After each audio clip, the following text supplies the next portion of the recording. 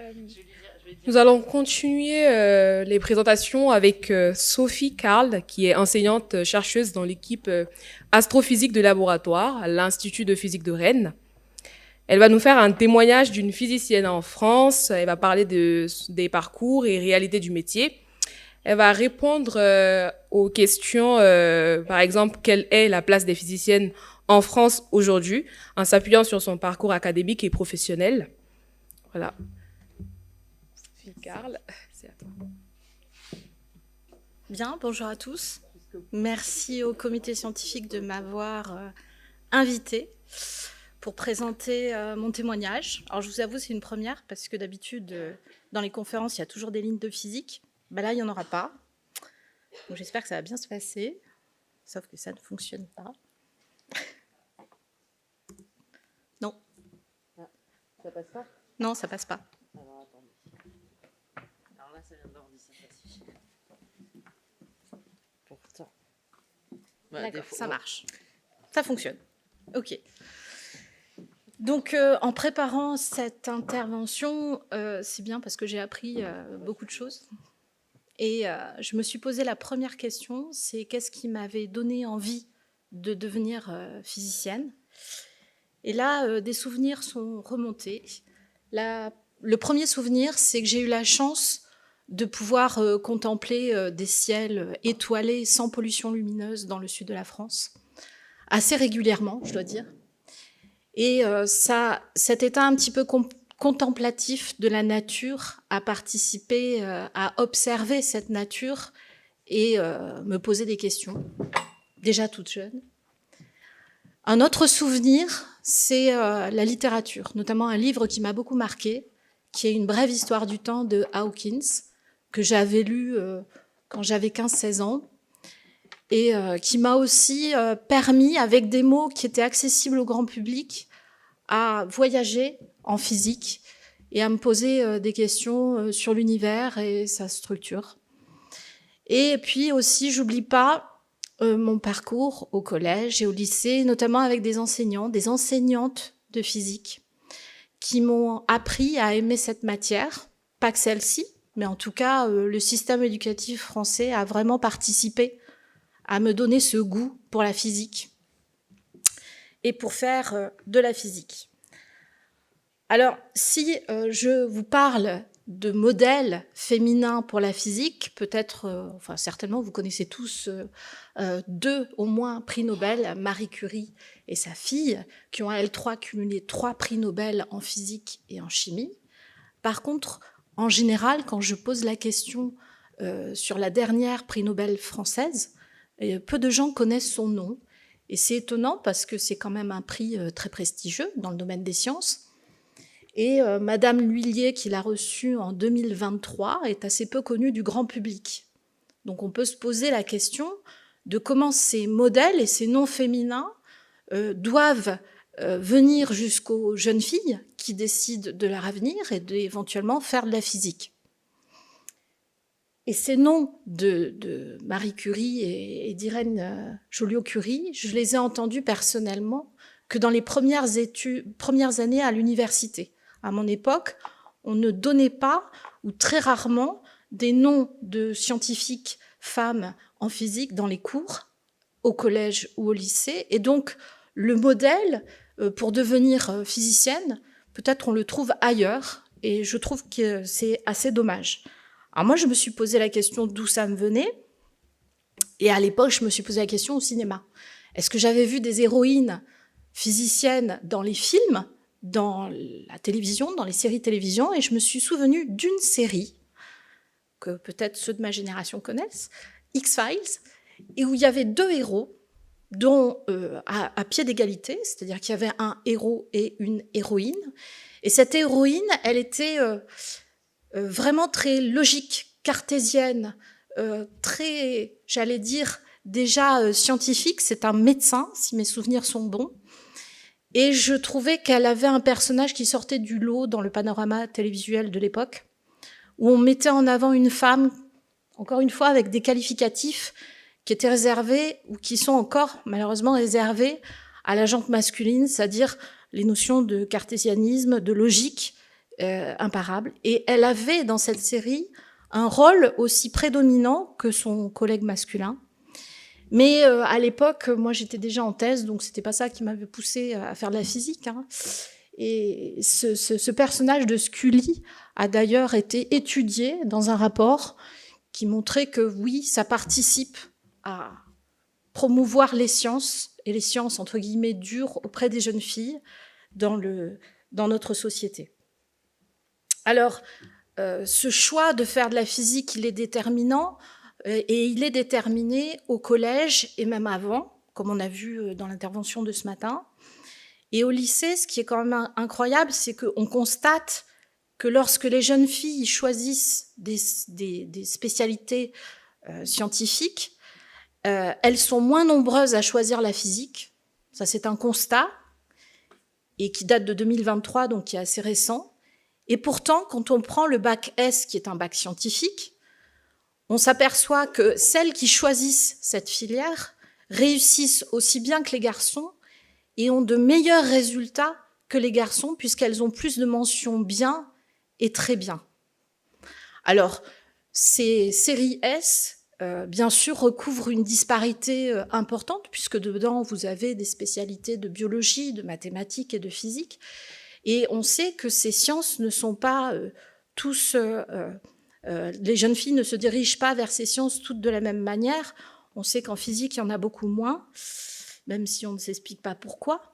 En tout cas, ce sentiment-là, je l'ai eu un jour, il y a longtemps, où on expliquait nos métiers avec des collègues devant des lycéennes de première S. Donc on était plusieurs collègues à expliquer comment on était devenues chercheuses ou enseignants-chercheuses. Et devant nous, on avait 70 lycéennes de première S. Donc on présente nos métiers, etc. Et à la fin, j'ai posé une question simple. J'ai dit qui veut faire médecine? Alors, qui veut faire médecine? Il y a eu 2 doigts levés timides au fond de la salle. Après, j'ai posé la question qui veut faire chimie? Pareil. Quelques jeunes filles ont levé le doigt. Physique, personne. Bon. Et biologie, ça a été un raz-de-marée. Toutes les jeunes filles ont levé la main en disant nous, on veut faire de la biologie. Alors, à la fin de l'intervention, il y avait quelques étudiantes qui s'étaient attardées. Je leur ai posé la question, mais pourquoi la biologie? Pourquoi pas la physique? Et elles m'ont dit, parce que c'est plus concret, c'est moins abstrait. Alors ça m'a beaucoup étonnée, parce que pour moi, si je laisse tomber un objet par terre, c'est de la physique et c'est très concret. Donc j'entends la réponse. Et en fait, dans ce rapport, qui date un peu de 2016, les auteurs ont bien identifié le fait qu'on associe des caractères aux sciences. Par exemple, si je prends les mathématiques, la physique, l'ingénierie, c'est des sciences qui sont perçues comme abstraites et techniques, alors que la biologie, la médecine, c'est des sciences du soin, de la nature, ce genre de choses. Et parallèlement à ça, vous avez des qualificatifs, des qualités qui sont requises pour faire ces sciences et qui sont genrées. Par exemple, les mathématiques, la physique demandent de la virtuosité, de l'inventivité, l'originalité, qui sont plutôt des qualités qu'on associe aux garçons. Et la chimie et la biologie, c'est de la minutie, du goût pour le concret, une bonne capacité à apprendre par cœur qu'on associe aux filles.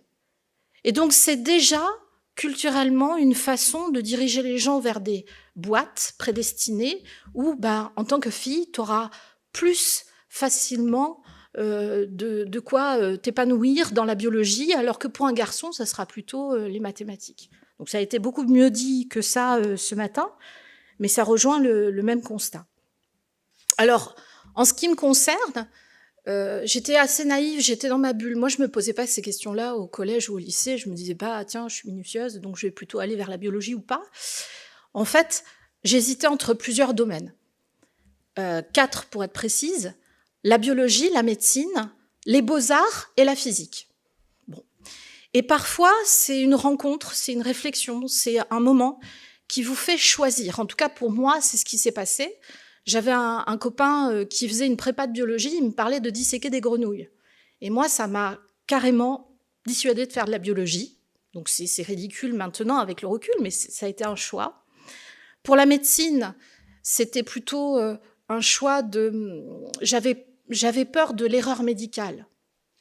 Et je pense que, avec le recul, cette frayeur vient de mon manque de confiance, du syndrome de l'imposteur que beaucoup de filles ont, et qui fait que je me suis pas dirigée vers la médecine parce que j'avais trop peur de me planter et de faire une erreur.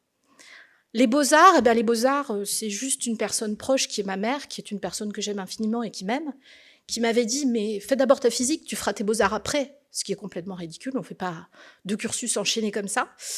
Et donc, du coup, j'ai choisi la voie de la physique. Et là, cette même personne, ma mère, m'a dit une phrase qui m'a marquée. Elle m'a dit « mais tu veux devenir chercheuse ?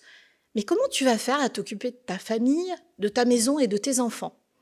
Et donc, la même personne qui pensait à mon bien-être m'enfermait déjà dans une place dans la société que j'avais pas décidée, à laquelle j'avais pas pensé, parce qu'à l'époque, je pensais pas avoir des enfants.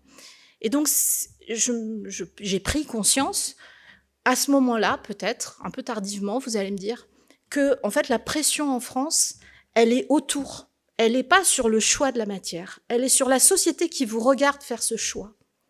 Et quand je dis la société, je m'inclus dans le lot, c'est-à-dire l'autocensure. Alors, ça ne m'a pas empêché de faire des études, parce qu'en France, on a la chance de pouvoir accéder en tant que fille aux études que l'on veut, en fonction bien sûr de ses résultats, mais on peut y accéder. J'ai commencé à intégrer à l'université de Nice-Sophia Antipolis la faculté des sciences, dans un cadre idyllique, comme vous pouvez le voir. Mais de mon souvenir, nous étions à peu près 500 en première année de physique, et il y avait autant de filles que de garçons. Donc il n'y avait pas cette différence aussi flagrante que de nos jours. Il n'empêche qu'à l'époque, on avait quand même des remarques sexistes. Je me souviens d'une remarque un de mes professeurs en physique du solide qui s'était adressé à une des camarades en lui disant, qui posait une question en cours, et qui lui a dit, devant l'amphi bondé, « C'est normal, vous ne pouvez pas comprendre, vous êtes une femme ». Et à l'époque, personne n'a réagi. Pourquoi ? Parce qu'à l'époque, déjà, on avait une espèce de... le professeur avait une aura, on ne remettait pas en cause l'enseignant, et on ne disait rien, et puis tout le monde était sidéré, et personne n'a réagi. J'ose espérer que de nos jours, ça ne passerait pas, mais à l'époque, personne n'a rien dit. Pourtant, quand on regarde les études, que ce soit dans les diplômes à Bac+2 ou au-delà, en fait, les filles sont plus diplômées que les garçons. Sont plus diplômées dans l'enseignement supérieur. Parce que vous allez en première année de biologie, vous avez une majorité de jeunes filles. Vous allez en première année de physique, vous avez une majorité de garçons. Donc oui, plus diplômés, mais il faut voir les disparités que cachent ces chiffres. Et moi, personnellement, j'ai continué mes études sans me poser plus de questions que ça. Et je suis arrivée en thèse, que j'ai effectuée à Paris-Nord, à Villetaneuse, dans le 93, qui est une banlieue un peu chaude. Et c'est là où j'ai fait mes premières armes d'enseignante. Donc je me suis retrouvée en première année à enseigner à des premières années. C'était un public exclusivement masculin, donc il n'y avait pas du tout de filles. Et je me souviens d'un jour où il y a un étudiant qui s'approche de moi et qui me dit « Mais c'est vous la prof ?» Je lui dis « Bah oui ». Alors moi, dans ma tête, c'était « Oh là là, je suis trop jeune, il va falloir que je fasse mes preuves, que je me montre extrêmement pointilleuse et compétente sur mon savoir pour pouvoir enseigner. » Et pas du tout, il m'a dit « Mais vous êtes une femme ?» Je dis « Bah oui », et il est parti. Alors, bon, au début, tant mieux, hein, comme ça, j'aurais pas eu de problème, mais quand même, ça sous-entend qu'il n'acceptait pas d'avoir un enseignant, donc hiérarchiquement peut-être supérieur à lui, qui soit féminin. Et alors, on peut se poser la question, est-ce que c'était parce qu'il était jeune ? Mais en fait, c'est toute génération confondue, parce que j'ai entendu de la part de mes collègues enseignants-chercheurs, de mes collègues chercheurs, une remarque de la part de quelqu'un que j'estimais beaucoup, qui a dit une fois en parlant d'une autre doctorante, « Oh, elle est bien gentille, mais elle ferait mieux de faire un DEA vaisselle. » Et cette remarque sexiste, parce qu'il n'y a pas son pendant masculin, m'a énormément marquée parce que c'est de la part de quelqu'un qui m'avait recrutée en thèse, donc qui n'était pas sexiste dans les faits, mais qui se permettait des remarques sexistes, et je pense sincèrement qu'il n'en était pas vraiment conscient. malgré l'évidence de ses propos. Bien. Donc en 2001, j'ai fini par être recrutée à Rennes en tant que maître de conférence dans un laboratoire où il y a une assez bonne représentation des femmes. Actuellement, dans le département, on est à peu près à 30% de collègues féminines. Et c'est mieux que la moyenne nationale, parce que comme vous pouvez le voir sur ce graphique, en physique pure, on est à peu près à 20% de femmes. En sciences de l'univers, on atteint les 30%, mais on est encore loin de la parité. Alors même quand on est recruté enseignant-chercheuse, on continue à avoir du sexisme, mais qui se transforme de nos jours. C'est pas aussi brut que ce que j'ai pu connaître en tant qu'étudiante. C'est sous le couvert de l'humour. Et en tant que femme, si vous ne riez pas à cet humour, c'est parce que vous n'en avez pas d'humour, ou bien parce que vous êtes psychorigide.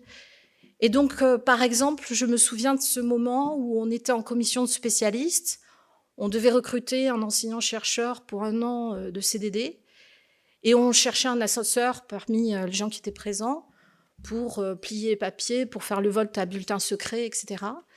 Et un collègue s'est permis une blague en me disant il fera aussi le café, c'est un rôle parfait pour toi, Sophie. Et moi, ça ne m'a pas fait rire, hein, mais voilà. Donc c'est sous couvert de cet humour, on continue à avoir certaines fois des remarques sexistes. Là encore, j'ai rien dit, parce que je trouvais que c'était inutile de remettre en place ce collègue. J'ai pensé que c'était mieux de rien dire à ce moment-là, ça aurait été contre-productif. Et enfin, dans l'évolution de la carrière d'enseignant-chercheuse, il y a aussi ce fameux plafond de verre. C'est que actuellement en physique, il y a 25%. Alors physique, c'est un terme très large, hein. Vous voyez ici que vous avez plusieurs milieux dans la physique. Vous avez le milieu dense et matériaux, constituants élémentaires, physique des milieux dilués dont je fais partie. Et puis vous avez la science de la Terre qui regroupe différents domaines scientifiques.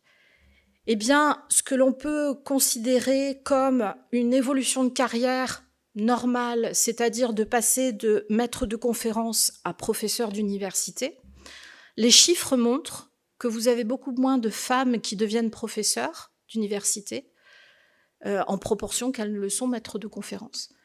Et donc, qu'est-ce que ça veut dire ? Ça veut dire peut-être qu'il y a un plafond de verre, c'est-à-dire que, pour X raisons, ces femmes qui sont maîtres de conférences, et dont je fais partie, ne passent pas professeurs d'université. Alors, dans cette grande classe, quels sont les bons élèves et les mauvais élèves ? Dans les bons élèves, vous avez les sciences de la Terre, et quand je dis bons élèves, c'est 37%, hein, c'est pas non plus extraordinaire. Et dans les mauvais élèves, vous avez mon domaine de recherche qui est la physique. Donc c'est une constatation.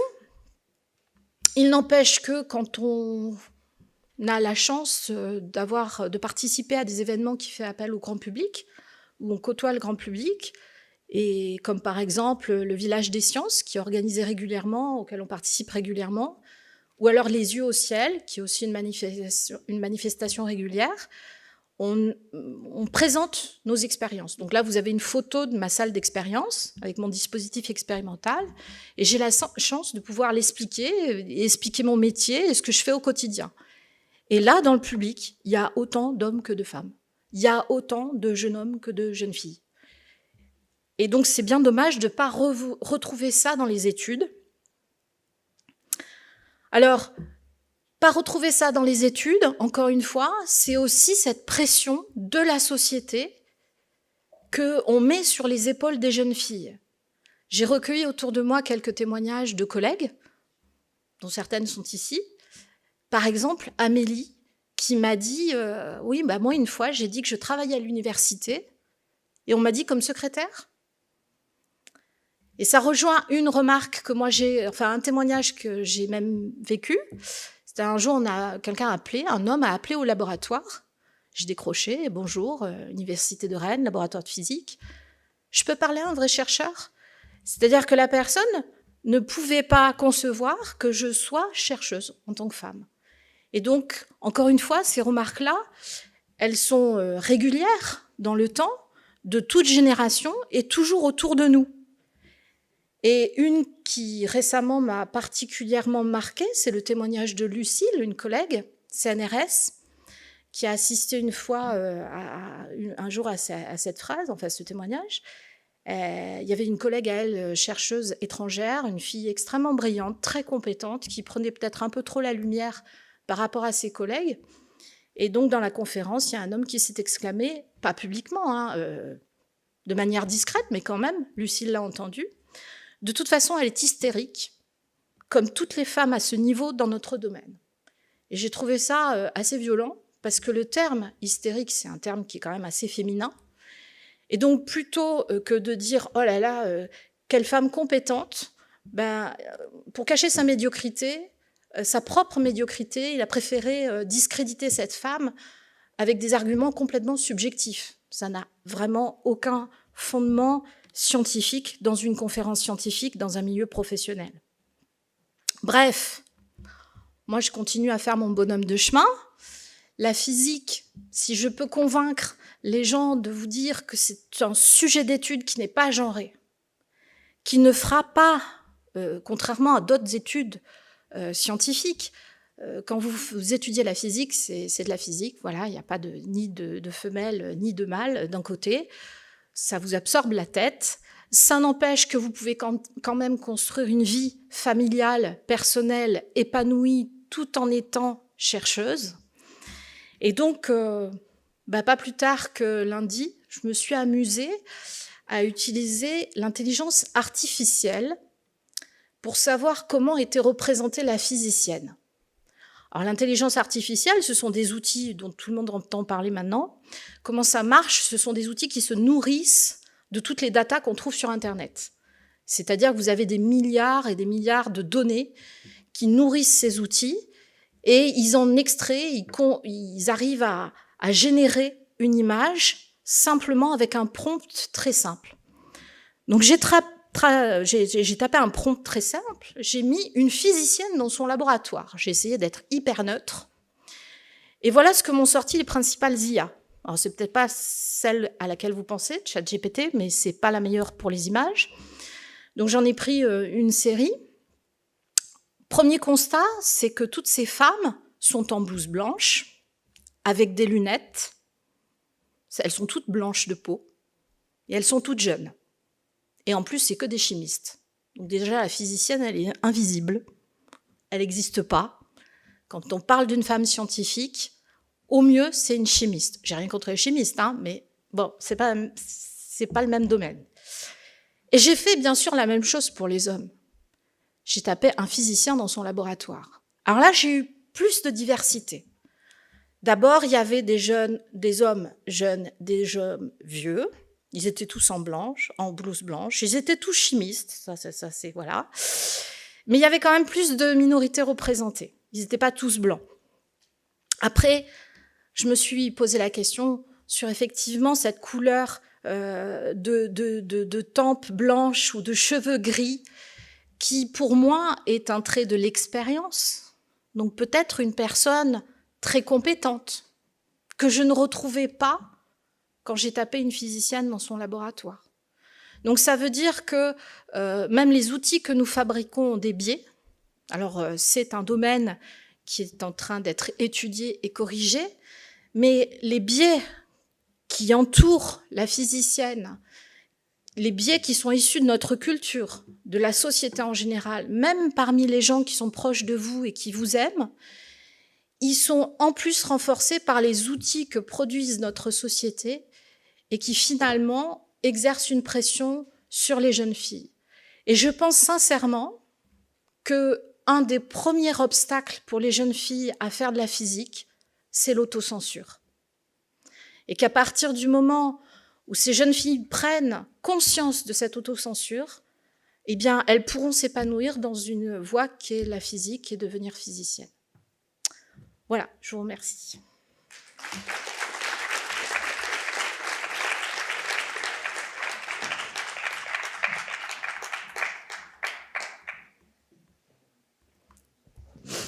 Merci Sophie pour cette présentation.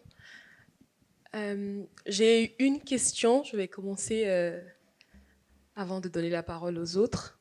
Vous avez parlé donc de... quel conseil en fait vous pouvez donner à une jeune femme qui hésite à faire de la physique à cause justement des préjugés? Donc une jeune femme, oui. Eh bien, je dirais qu'il faut être un peu tête de mule, de se moquer un petit peu de l'extérieur. Alors c'est facile de le dire quand on a mon âge, mais peut-être, ce qui m'a protégée, c'est ma naïveté. C'est le fait que je ne me pose pas la question. Le fait de ne pas me poser la question m'a permis d'avancer. C'est paradoxal, hein, parce que à la fois, on subit cette pression, mais le fait que je ne me pose pas la question ne m'a pas remise en cause. Je ne me suis pas remise en cause. Et ça m'a permis d'avancer. Alors, est-ce qu'on a la possibilité de le faire quand on est jeune? Moi, je vous dis encore une fois, ce qui m'a protégée un petit peu, c'est ma naïveté, c'est être dans ma bulle.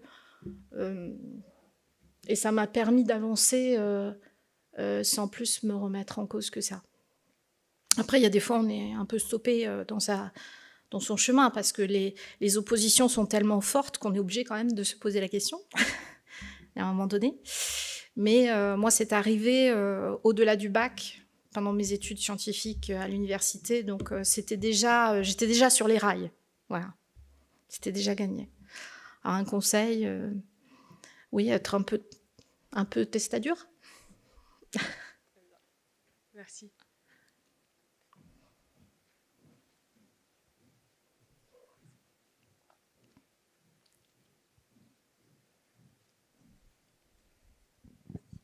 Merci Sophie pour cette présentation qui était super. Je voulais savoir, est-ce que tu pouvais expliciter un petit peu plus les étapes pour passer de maître de conférence à professeur d'université et donner peut-être des pistes de pourquoi ce plafond de verre? Est-ce que dans le processus, il y a des choses qui pourraient favoriser le fait qu'on ne permet pas aux femmes d'accéder à ces postes de professeurs? Alors, dans le processus en lui-même, moi j'ai eu la chance de participer à plusieurs jurys de recrutement. De maîtres de conférences, et je pense que c'est la même chose pour les professeurs. C'est-à-dire que la question du genre se pose pas. Il y a tellement peu de postes en physique qu'on regarde la compétence de la personne. Et franchement, en 25 ans de recherche, j'ai jamais vu une remarque ou senti un biais qui soit dû au sexe du candidat. C'était vraiment... on comparait la science, vraiment. Alors, je suis peut-être naïve, hein, mais j'ose croire que c'est comme ça. En fait, la rareté des postes fait qu'en fait, j'ai l'impression qu'on ne se pose pas la question homme-femme. Et je pense que le fait qu'il y ait peu de femmes professeurs en physique vient plus de l'autocensure que d'un barrage réel vis-à-vis d'un comité de sélection.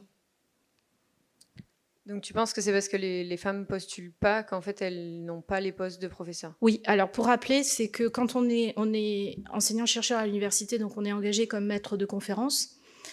Après, vous avez une progression linéaire en fonction du temps. Mais pour passer professeur des universités, il faut qu'il y ait un poste qui soit créé. Donc là, déjà, il y en a très peu.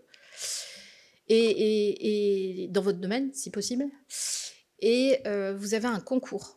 C'est-à-dire que ce n'est pas un passage automatique. Vous devez présenter un dossier, vous avez un oral, donc vous avez un concours qui s'adresse à l'international. Bien sûr, vous avez des concurrents de toute nationalité. Et dans ce concours, vous avez un comité qui sélectionne les dossiers et puis les candidats à l'oral. Et donc, je ne pense pas, à l'heure actuelle, qu'il y ait il y a toujours des biais. On en a parlé ce matin, ils ne sont pas forcément conscients. Mais en tout cas, je pense que les comités de sélection font bien leur travail parce que, justement, il y a très peu de postes. Donc, oui, s'il y a une femme très compétente, on va la prendre. Et ce n'est pas parce qu'elle est une femme qu'on ne va pas la prendre. On ne va pas risquer de perdre le poste ou de ne pas recruter la bonne personne. Par contre, le fait que les femmes ne postulent pas assez, ça c'est une réalité. Et je pense que c'est de l'autocensure. Parce que la compétition est féroce, parce que c'est beaucoup de travail. Et je pense que les maîtres de conférences se disent voilà, je ne vais pas y aller, je n'ai pas le niveau, ce n'est pas la peine, c'est perdu d'avance. Et de ce point de vue-là, c'est de l'autocensure. Très bien, merci.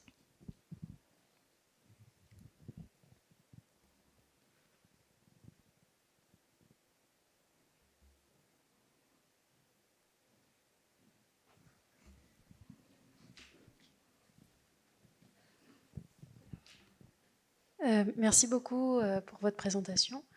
Vous parlez d'autocensure, mais est-ce que, en plus de ça, parce que bon, ça existe, j'en ai moi-même fait l'expérience, est-ce que vous ne pensez pas aussi qu'il y a un manque de soutien de la part des collègues de manière générale?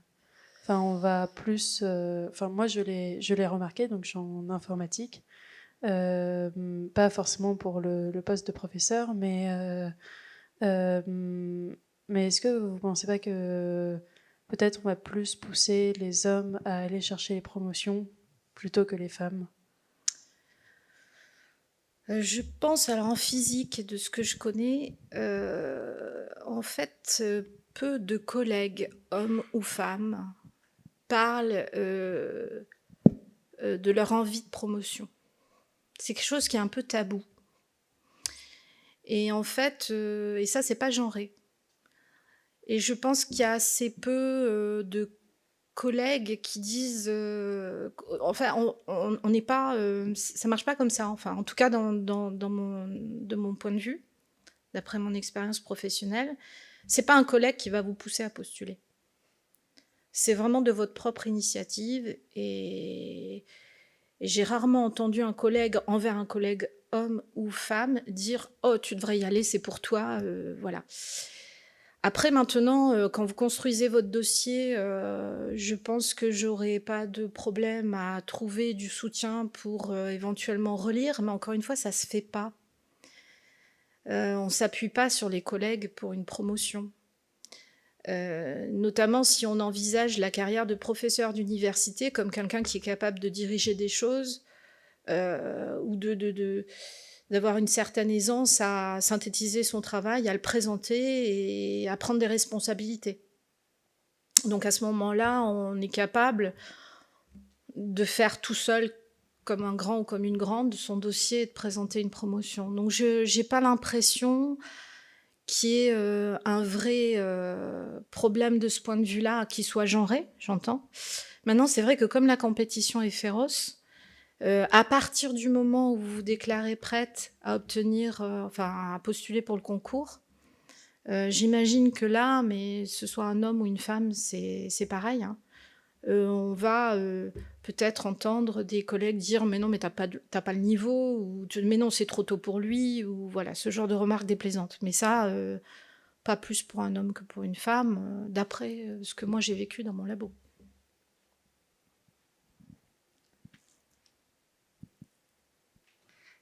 Merci beaucoup pour votre présentation. Dans l'intervention, vous avez évoqué à plusieurs fois diverses situations que vous-même vous avez vécues, mais aussi des personnes que vous connaissez, avec des remarques très sexistes. Est-ce que dans l'évolution de votre carrière, vous avez constaté au moins une évolution qui nous donne l'espoir que les choses commencent à changer, en termes de dire qu'il voilà, il y a moins de remarques sexistes ou les choses restent toujours pareilles? Eh bien, clairement, oui. J'ai trouvé qu'il y avait une vraie évolution. En tout cas, c'est comme ça que je l'ai ressenti. Quand j'ai fait mes études, c'était des remarques sexistes, mais sans filtre. Avec une sorte de légitimité, puisque ce sont des hommes qui le disaient, et qui avaient un ascendant, puisque c'était des enseignants, des professeurs d'université. Voilà. Donc il y avait zéro filtre. C'était une remarque. Vous l'acceptiez pas, c'est comme ça. Maintenant, ça a évolué. C'est plus sous le couvert de l'humour. Ça reste du sexisme, mais c'est moins assumé, peut-être. Et c'est parfois, souvent, on va dire, presque pas conscient. Et de ce point de vue-là, ça va vers le mieux, je trouve, parce que la prochaine étape, c'est qu'il n'y ait plus ce sexisme sous couvert d'humour. Il y a aussi quelque chose dont je n'ai pas parlé, mais après le mouvement MeToo, j'ai beaucoup de collègues masculins qui ont pris conscience de certaines problématiques liées au fait que on était plusieurs, avec mes collègues, des femmes. Je me souviens d'un repas où voilà, je disais non mais je veux pas partir trop tard, il est 11h, minuit là, le campus est plongé dans le noir. Je vais peut-être pas passer par là parce que c'est plus éclairé. Bon voilà, je changeais de chemin. Et il m'a regardé, il m'a dit mais tu te poses ce genre de questions? Je lui ai dit bah oui. Mais moi je me les pose jamais. Je lui ai dit bah oui mais toi t'es un homme. Voilà. Et donc ça veut dire qu'il y a eu quand même sur ces attitudes que nous avons toutes, une prise de conscience qui fait que oui, on n'aborde pas les choses de la même manière, et dans le domaine professionnel également.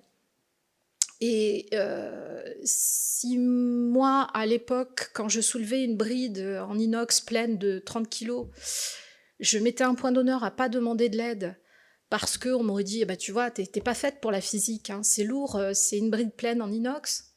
Maintenant, j'ai aucun souci à le demander. D'abord parce que je vis, mais aussi parce que l'attitude de mes collègues a changé. Et que c'est pas parce que j'arrive pas à soulever une bride en inox que j'arrive pas à faire de la bonne physique. Donc je pense que oui, il y a une évolution qui est très positive. Parmi mes jeunes collègues masculins, il n'y a aucun souci à travailler avec des femmes. Et je pense que ça va vers le mieux, même si c'est long.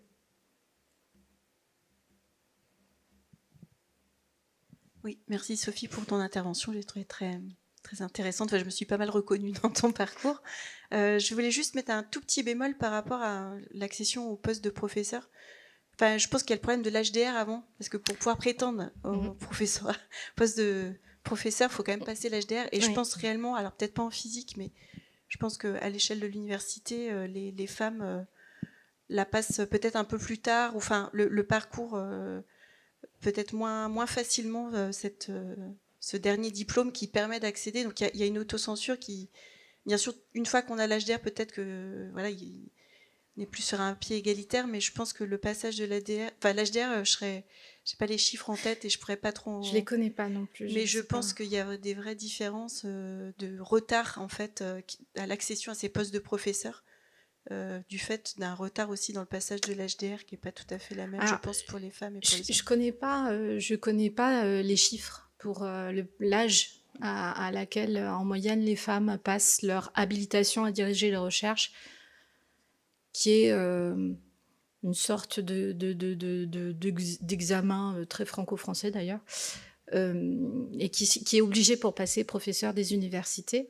Par contre, je me souviens quand j'étais au CNU, donc au Comité national des universités, dans la section 30 qui est la mienne, en physique, j'ai eu une conversation houleuse avec des collègues, parce qu'on était 50 autour de la table, et on remettait en cause l'HDR. En se disant, mais c'est quand même un diplôme qui vous autorise à encadrer une thèse, mais pour l'obtenir, il faut déjà avoir encadré une thèse. Et donc, quelle est la pertinence de ce diplôme au regard de l'évolution des carrières? Moi, par exemple, au quotidien, je fais un travail de prof. Je ne suis pas prof, peu importe. Il y avait quand même une certaine résistance à l'enlever. Et vraiment, mais ça avait vraiment animé le débat. Et finalement, ceux qui la défendent le plus, c'est ceux qui l'ont. Mais par contre, je ne sais pas si les femmes passent leur HDR plus tard. Ça, je ne sais pas. Mais en tout cas, en physique, vu l'évolution du nombre de postes et vu l'âge auquel vous pouvez prétendre devenir professeur des universités, en fait, l'HDR, ça ne pose pas de problème. Sauf si vous la passez 3-4 ans après avoir été recruté.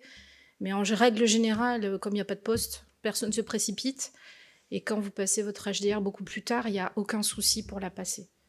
Je pense que de ce point de vue-là, en tout cas en physique, mes collègues féminines passent l'HDR sans problème, quoi. Bon, merci pour votre intervention. Moi, j'ai une question qui concerne aussi cette question. Je vais rebondir sur l'autocensure et aussi des recrutements dans l'université. Moi, personnellement, je reconnais à l'autocensure, je la vois, par exemple, qui, moi, j'ai plus du mal, et je pense que c'est vrai pour beaucoup de femmes, de me mettre en valeur mes compétences et mes pitchés mes collègues masculins.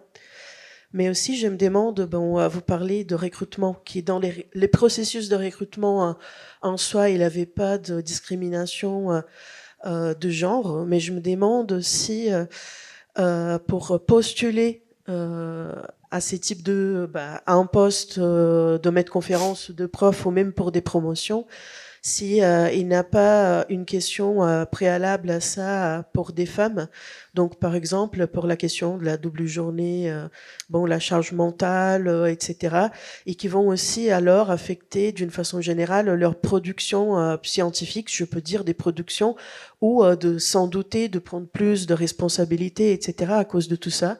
Donc, ça me vient à tête particulièrement une étude, un article qui a été publié, dont, par exemple, dans la pandémie, la production de scientifiques masculins, elles ont augmenté considérablement, et des femmes, elles ont diminué considérablement. Donc, je me demande si, je pense que même si dans les processus en soi, il n'y a pas cette discrimination, pour arriver à postuler avec tous ces enjeux, si il y a une différence ou voilà, de préjudice de plus structurel, si je peux dire, pour l'avancement dans la carrière pour des femmes scientifiques. Bah, vous avez raison. C'est sûr que là, je l'ai pas dit, mais je pense avoir travaillé beaucoup plus que certains collègues masculins pour progresser dans ma carrière. Pendant le Covid, j'avais ma journée de sciences, parce qu'on avait décidé, comme on s'embêtait, d'écrire un livre scientifique. Bon, donc la journée de sciences. Après, j'enchaînais avec ma journée de maîtresse d'école, parce que j'avais des jeunes enfants. Puis après, j'avais ma journée de femme qui commençait tard, le soir. Et effectivement, j'ai peut-être moins publié que mes collègues. Maintenant, par exemple, quand on regarde les dossiers de promotion au CNU, c'est quelque chose où des collègues, même masculins, sont attentifs. Par exemple, moi j'ai entendu des collègues masculins dire « Ah oui, mais attention, elle est mère de famille, elle a des enfants. » Donc on ne regarde pas le dossier de la même manière. Après, je ne dis pas, hein, chaque comité est souverain et que les règles et les personnes qui interviennent ne sont pas les mêmes. C'est quelque chose qui est, comme vous dites, structurel. Mais ça commence, j'insiste, par cette autocensure, cette reconnaissance perpétuelle du regard de l'autre, de vouloir cette reconnaissance en se disant je vais travailler 2 fois plus, comme ça j'aurai la reconnaissance qui m'est due, alors que l'équivalent masculin va peut-être pas se poser la question et pas le faire. Ou oui, mais en tout cas il se pose pas la question.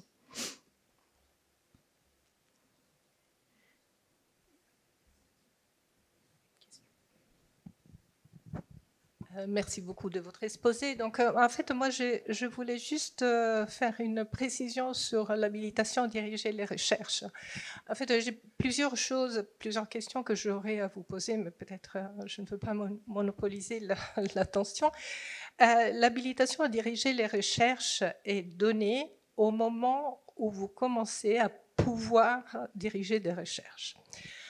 Et donc, il y a un système dérogatif 2 ans avant l'habilitation qui vous permet d'encadrer une thèse et qui vous est donnée par la commission de recherche. Donc c'est pour ça que vous commencez avant l'habilitation à diriger des recherches, mais c'est donné pour un seul encadrement. Donc ça c'est important.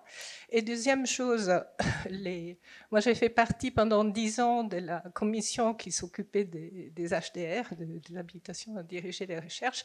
Effectivement, je ne dirais pas l'âge, mais les dossiers qu'on avait des femmes étaient beaucoup plus consistants que les dossiers qu'on avait des hommes.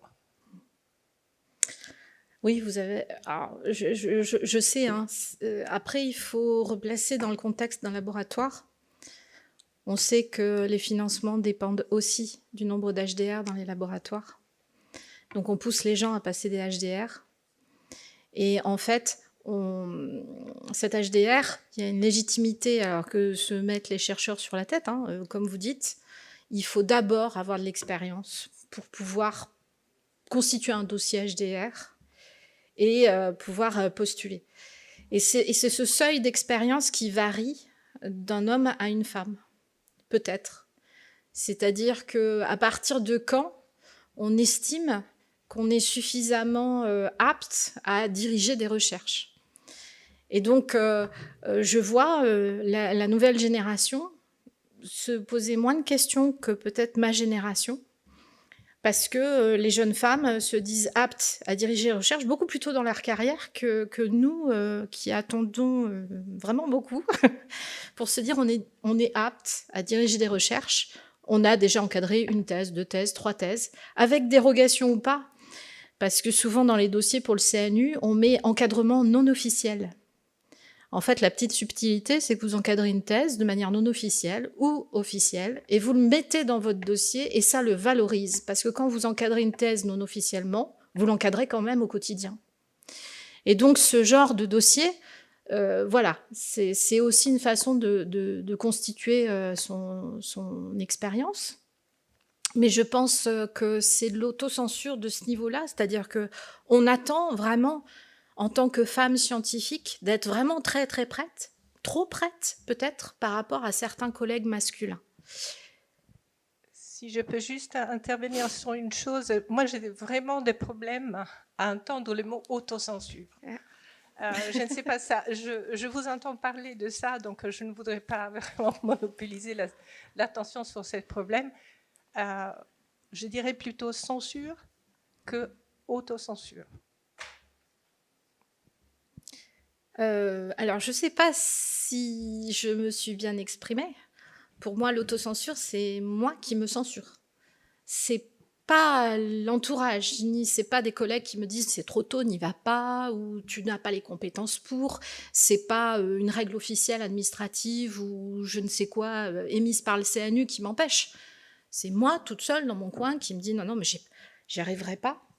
J'ai pas le niveau, ou je suis pas assez compétente, ou c'est trop tôt. Et c'est vraiment moi qui enfin, c'est les femmes scientifiques qui se mettent des barrières. Alors, quand vous dites vous, hein, je comprends. Quand vous dites les femmes scientifiques, j'ai un peu plus de doutes, mais je pense que... Après, je ne fais que témoigner de mon expérience qui est toute petite. Non, hein. Je comprends bien que votre expérience va dans ce sens-là et c'est votre jugement sur votre carrière. Par contre, je pense qu'on peut interpréter d'une façon différente le problème de carrière des femmes qui n'est pas dû qu'à de l'autocensure. Nous allons prendre une dernière question.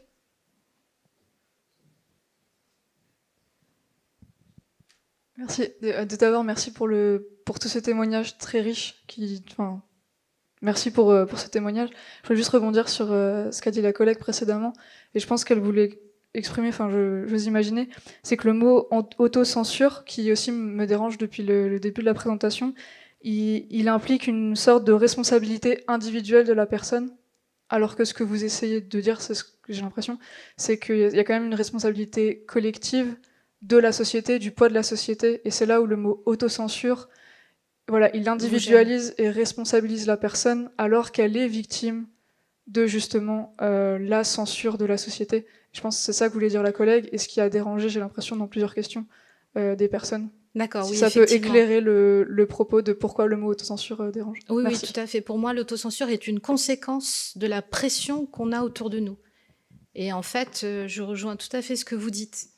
C'est pas à moi, de mon propre chef, qui décide de mettre des barrières. C'est parce que j'évolue dans une société, dans un milieu, j'allais dire, qui m'a presque conditionné à réagir comme ça. Et c'est là où, effectivement, préciser les choses est importante. Très bien, merci encore Sophie Carl.